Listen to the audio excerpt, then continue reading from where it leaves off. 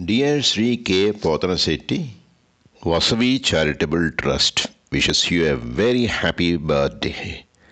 Many happy returns of the day. We pray the Almighty for a healthy, prosperous, happy and long life. May Vasavi Mata shower her choicest blessings on you and on all your family members. God bless you. शतमानं भवति शतायुः पुरुषः शतेन्द्रिय आयुष्येवेन्द्रिये प्रतिष्ठति